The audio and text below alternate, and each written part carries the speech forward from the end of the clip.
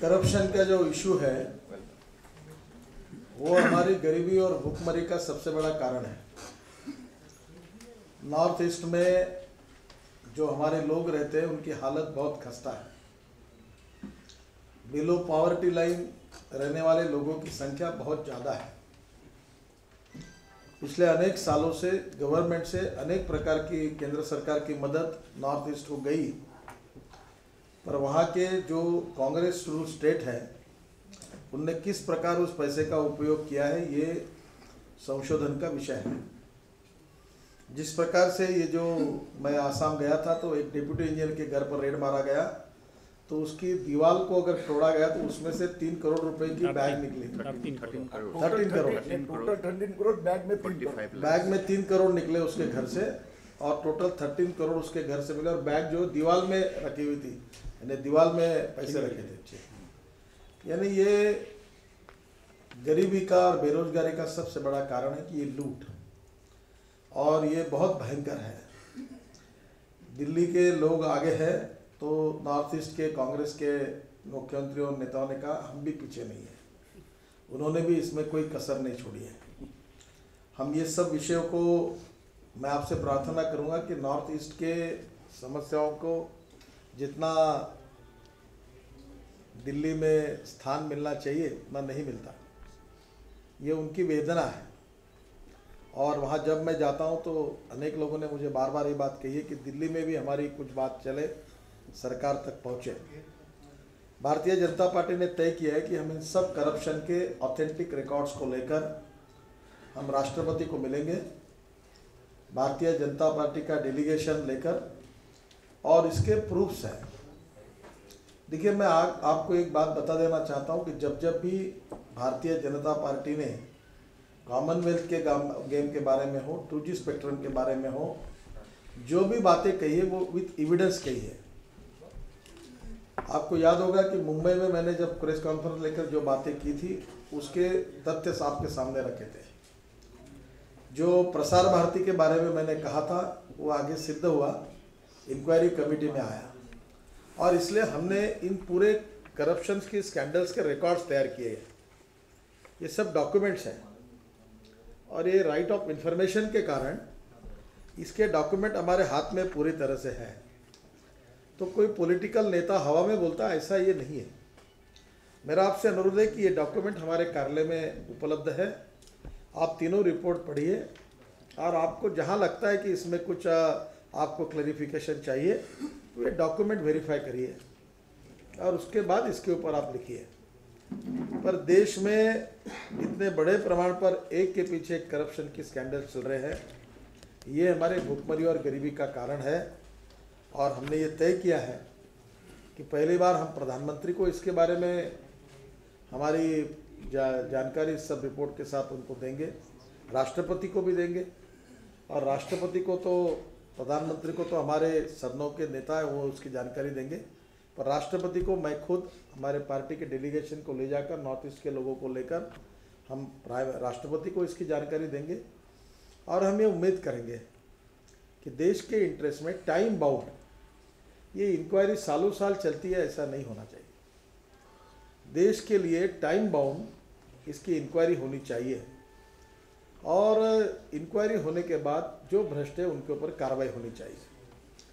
हमने एक अच्छी पहल की है, हमारी सरकार ने मध्य प्रदेश के एक स्पेशल एक्ट तैयार किया है कि भ्रष्टाचार के कंप्लेंट जिनके ऊपर है उनके ऊपर भ्रष्टाचार विरोधी न्यायालय स्थापन किए जाए, सरपंच से लेकर मुख्यमंत्री तक और क्लार्क से लेकर चीफ सेक्रेटरी तक जो भी व्यक्ति के खिलाफ तकरार है उसकी इंक्वायरी न्यायालय करे। और अगर इसकी आरोप में अगर तथ्य आता है, निकलता है, एविडेंसेस है, तो जो करप्शन है उतने अमाउंट का जो है उससे प्रॉपर्टी जब्त करें।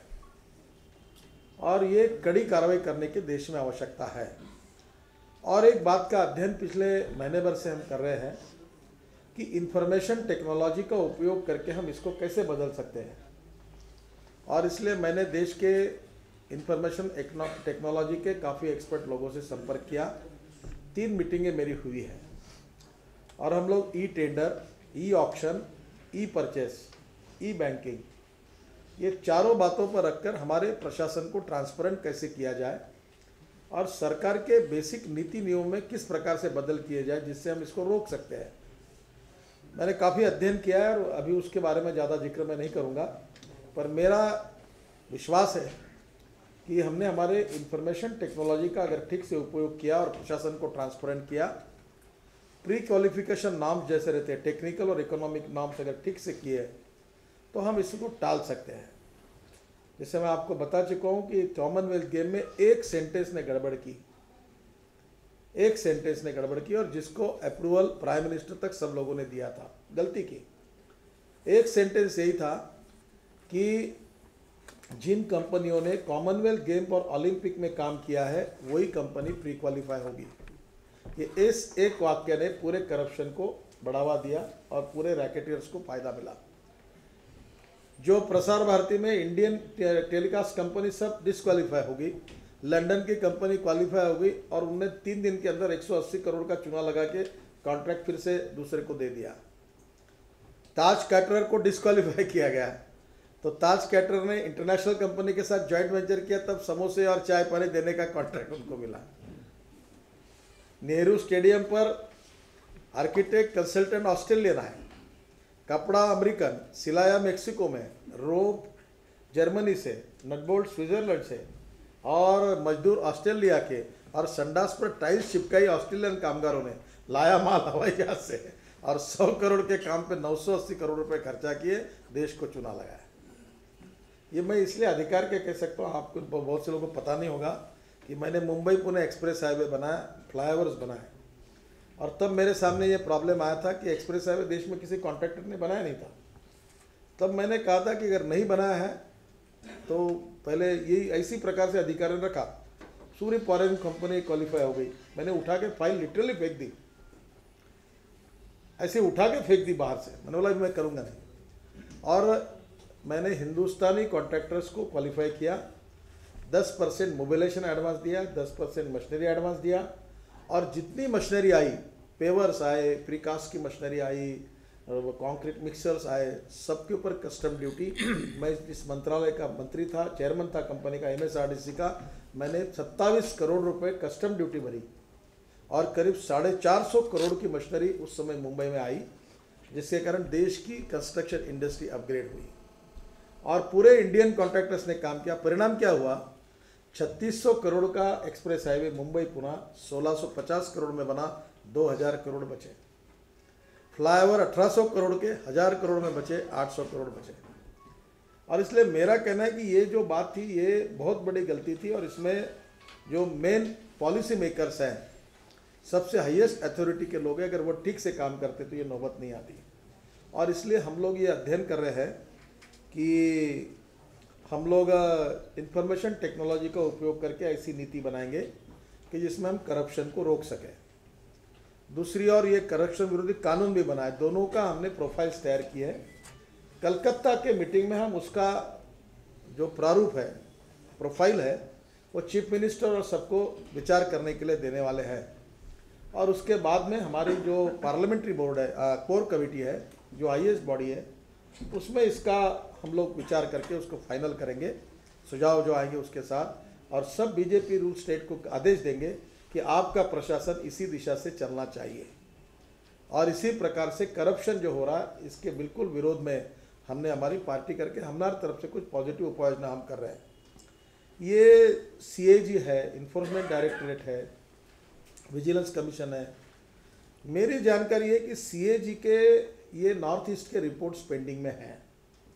मैं आज डॉक्टर मुरली मनोहर जोशी जी से भी बात करने वाला हूँ कि नॉर्थ ईस्ट के बारे में ये जो सब घोटाले जो है, इसके रिपोर्ट जो CAG के कुछ तैयार हुए, कुछ पेंडिंग पड़े हुए हैं, वो कमेटी के सामने विचार के लिए ले, और इस कमेटी के द्वारा गवर्नमेंट को वो डायरेक्शन दे।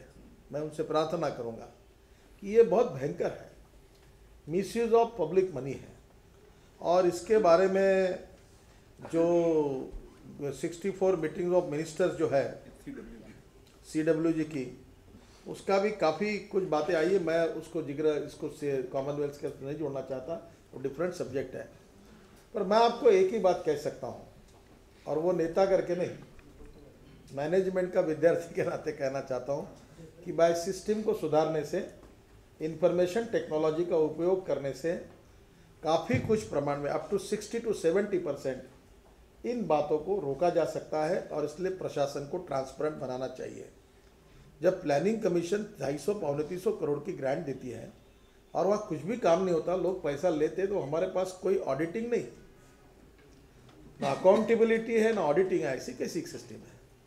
तो हम हमारे सिस्टम को अकाउंटेबिलिटी और ऑडिटिंग दोनों का ध्यान लेकर बनाए, ट्रांसपेरेंट बनाए। एक बात अच्छी हुई, राइट ऑफ इंफॉर्मेशन एक्ट के कारण ये बातें बाहर तो भी आ रही है, that is also a credit. ये एक्ट को क्रेडिट देना पड़ेगा, जिससे कारण जानकारी मिल रही है और इसके कारण बहुत से स्कैंडल्स लोगों के सामने आ रहे हैं।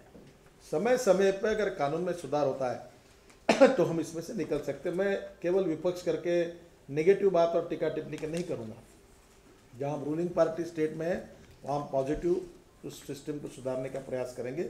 मैं हमारे पार्टी की ओर से प्राइम मिनिस्टर से और यूपीए सरकार से मांग करूंगा कि ये सब बातें, आज हमारी विजया जी जो है वाइस प्रेसिडेंट है, वो इस कमेटी की मेंबर थी। तापिर गांव हमारे जनरल सेक्रेटरी है, नॉर्थ ईस्ट के हैं, और बीजेपी ने नॉर्थ ईस्ट को बहुत प्राधान्य देकर हम उनके विकास की ओर देख रहे हैं।